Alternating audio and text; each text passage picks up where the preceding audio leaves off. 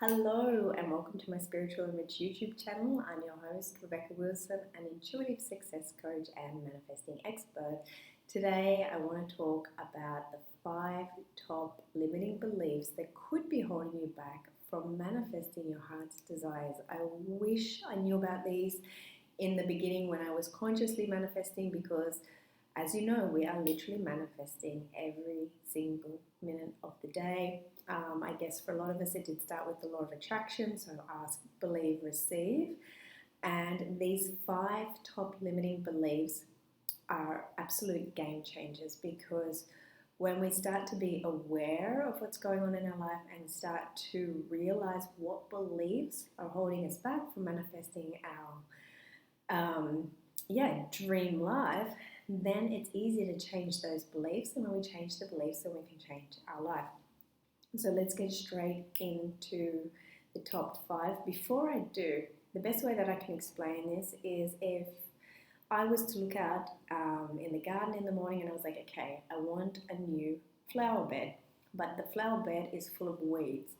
So I would literally go to the hardware shop, I would buy all these flowers, and I would come back and try and plant all these flowers in a bed full of weeds. So it's like trying to bring in something new while you're still carrying around all these limiting beliefs, trapped energies, negative emotions, whatever it is. So when I manifest or when I want is not coming into my life, I will always go into the unconscious. I will go into my blueprint and be like, okay, what is resisting this? What is resisting allowing this particular thing to come in my life? So I will go in and pull out all of the weeds, prepare the soil, and create this beautiful place for my manifestations to come. Because where I was struggling was I was able to manifest so many things, but I wasn't able to hang on to them. For example, there's this one time that I wanted a Range Rover so much. This was like my dream car. It was luxury. I actually get really, really car sick, so I need a comfort car.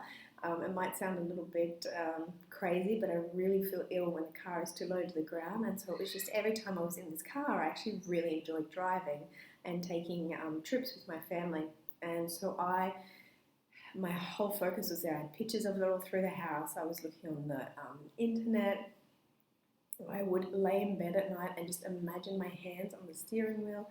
I would imagine the music that I'm playing. I would imagine my girls laughing in the back. I would imagine driving on a nice holiday with them. And then my husband actually surprised me with the Range Rover for my birthday, which was a total shock for me because it wasn't really in our financial scope at the time. So it was a huge, huge, huge surprise. But within a couple of months, it started having so much problems. It was like it spent more time in the mechanics than it did at our house.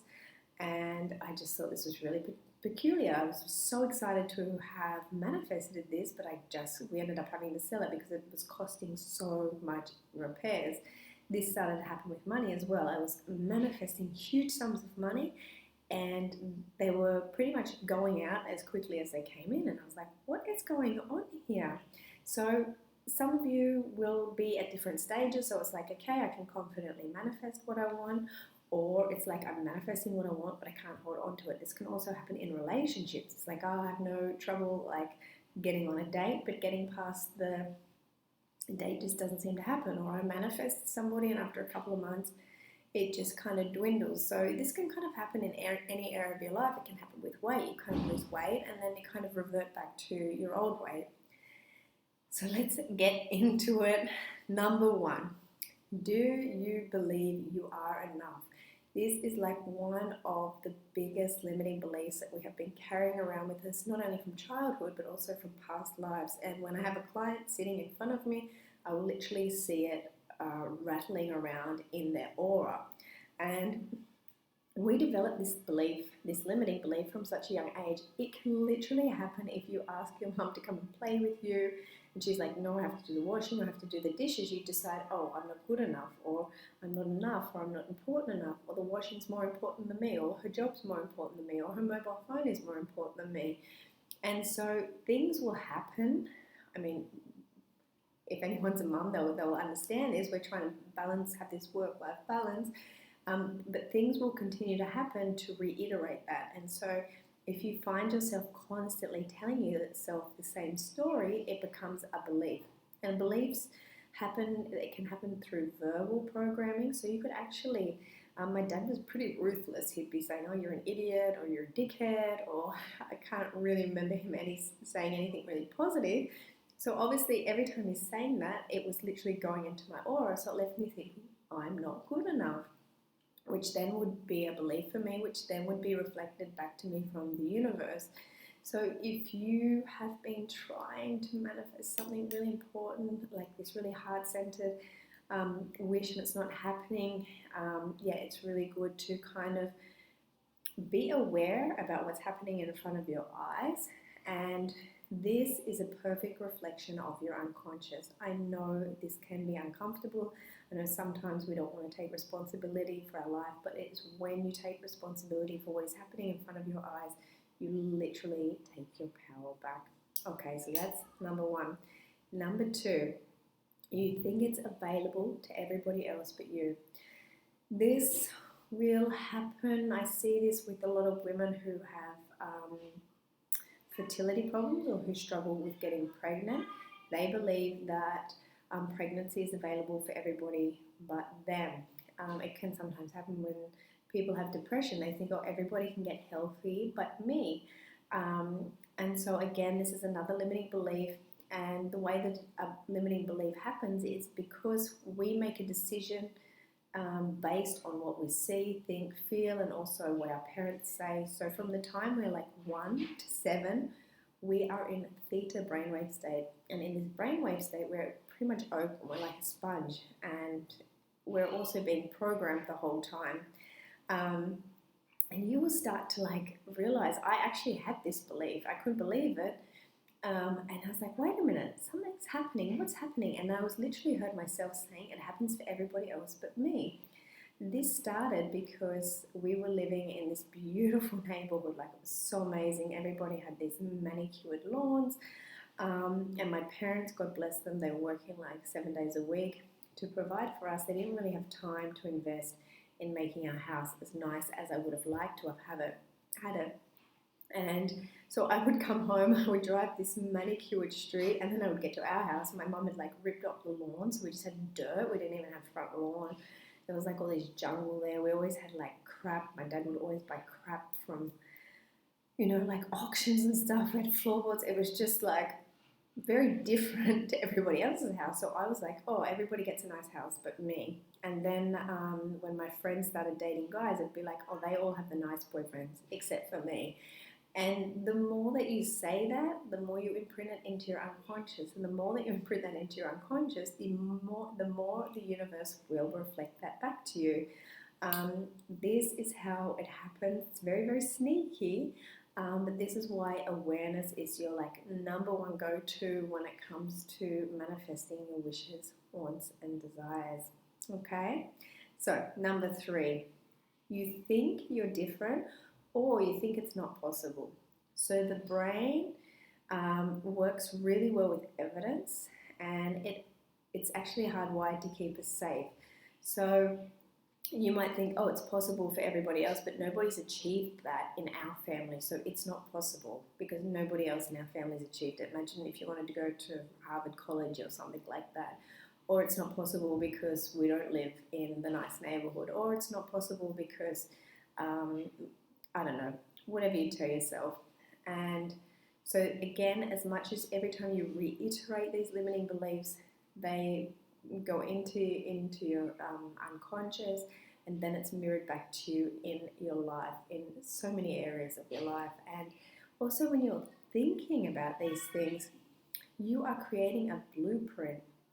And this blueprint is literally like if you go to a forest, there's like a path. You're just on autopilot. You're not even going to go off the path. You're just going to follow the path through the forest. And so you're on autopilot for most of the day. You're going through your day mostly unconscious.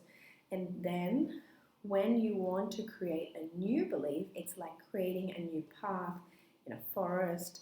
So like you literally have to like step over all of the jungle. You have to kind of push it down, and you have to do that so many times until it starts to kind of wear away and creates a new path. Think of the path as a neural pathway in your brain. This is why it takes a little bit of practice, patience, and consistency. I have had times when I've literally thought, oh, I need some babysitters. Like Monday to Friday would be perfect. Just if I want to go out or have some dinner with my friends, this would be amazing. And then I went into the kitchen, and then my doorbell rang like half an hour later. It was crazy. And I opened the door, and there were these two 19-year-old girls standing there, and they're like, did you receive a packet for us today? And I said, I did. Are you girls free to babysit? Oh no, first I was like, which floor do you live on? They're like, we live on the 4th floor. I was like, okay, are you available to babysit? And they're like, oh my God, we love babysitting. And I said, what's your job? And one of them was like a kindergarten teacher, and the other one was I think she worked in like a hospital. So people say you can't just ask for something and expect it to happen without doing anything. Other people are like, you need to take action. I feel like manifesting is a little bit like baking. There's all different cakes, there's all different recipes, there's all different ways you can do it. You can sometimes just go and buy a cake from the bakery. Sometimes you do have to create that. But when it comes to like pulling in your heart desires, if it's not happening, like I just go through every possible technique and strategy to get what I want. And manifesting is not just about getting what you want, it's also the person that you become on the way, because you will learn so much about yourself. You will find out where you're holding yourself back. You will learn where you're holding on to trauma or sadness that has just been bottled away in your muscle tissue for years. And so it's almost like you're a hot air balloon, and you start to peel off the layers, and you start to go up, and you start to ascend. So it's actually such a beautiful process. It is a little bit like a roller coaster. I was watching this morning, like the scariest roller coasters in the world, and seeing people's face, and I was like, oh my God, that's like manifesting. That's like the spiritual journey. You get on this roller coaster, and you're like, yeah, I'm all in. I really want to manifest my heart's desires. And then you go on this epic journey, relearning about yourself. So that was number 3. Number 4, this one is huge. Oh my God, I did not know about this until recently, but it makes total sense. So number 4 is you don't have the foundation set up to receive, or in general, you can't receive. There was a story of a woman who just couldn't pull love into her life. Like she was like, I just can't pull a relationship in, and she had this feng shui consultant go to her house, and she was just like, your house is just not set up for anybody except yourself. And she's like, what do you mean? She goes, well, number 1, your bed is pushed up against the wall. That means only one person can enter it. Every photo you have in your apartment is of a single successful woman who, like this, it's just one person. You have black bed sheets. Like, this black is the color of protection. I'm not protecting myself. I don't know why I bought black on. Sometimes I just like it. It's very French.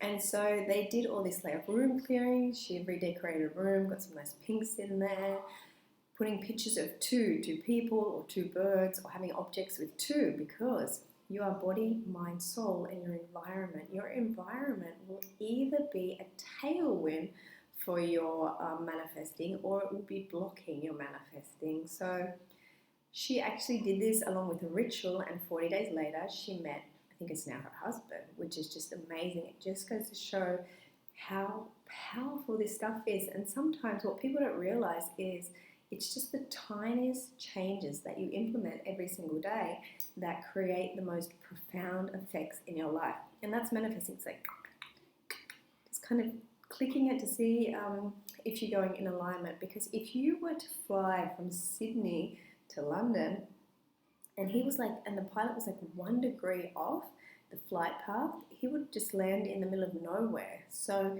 don't get frustrated, just keep going. This is also a process. Try not to have destination addiction where you're like, I want it to happen now. Just be like, oh my God, this is such a fascinating process. I'm learning so much about myself. It's just like so interesting. Okay.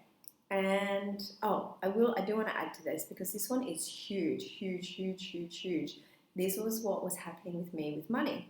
I was manifesting large sums of money and then it was just gone. I was like, why does this keep happening? Because I don't like being in this place. And I had a lot of ancestral, my light keeps going up, feast or famine energy. So a lot of scarcity. There's a lot of scarcity in my energy. So I had to do a lot of healing around that. But I also had to be practical. You know, I love the spiritual world. I love 5D, but we're also here in the material world. And when you can marry the two of those, that's when you're unstoppable. And so I was like, I've done all this spiritual work. I've done all this energy healing. I think I could literally drive around in a Bentley with what I've spent on healing. Why is it not staying in my life? And there was a couple of things. So my dad always used to say, rich people are greedy, rich people are crooks. And so my unconscious or my inner child was just like, we're not going to be rich because that means that we're greedy, or we don't want to be rich because that means that we're, not honest. And so again, I had to go and heal that. But I didn't have the foundation set up. I didn't have a savings account set up. Couldn't even look at my bank statement. I mean, I sold my house. I had a huge amount of money in my account. And I would literally wake up every day like, oh my God, what happens when it's gone? Like freaking out. And until I got all of that in place, nothing was going to change. And it was freaky. Like, it was so uncomfortable. Like taking inventory of what I was spending every month, taking inventory of my savings account, being responsible that when money came in, I literally had to divide it up every single time. It freaked me out, but it was the most powerful, beautiful process I've ever done. And it was just cent for cent, dollar for dollar, note for note. It just made me feel so good about myself in so many ways. So totally recommend looking where do you need to set up the foundation for what it is that you're trying to pull in. And it's also what I talked about was like trying to set up the soil and prepare the soil so that when you put the plants in, they're just not going to die among all the weeds. Okay, number 5, you are not a vibrational match for what you want. How do you know when you're a vibrational match? Because you will literally have what it is that you want. A lot of the times we put what we want on a pedestal, which means we're like this. So we don't want to put it on a pedestal, we don't want to put it beneath us, but we want to see it eye to eye. I will do this in my meditation. I will run my toroidal field. I do have another video on that. And as I'm running my toroidal field, I will bring my manifestation to me so it's in my aura. Everything we want starts non-physical, then it becomes physical. It starts invisible, then it becomes visible. And so just getting really focused on that. And I also used to meditate, and then my manifestation would be like way out there. And I'm like, no, come in here, come into my aura. And so it starts in the aura, and then the more energy you give it, the more focus, then it starts to become physical. There are another couple of things you can do for your vibration. Obviously eating clean, going to bed early, drinking lots of water to ground you throughout the day.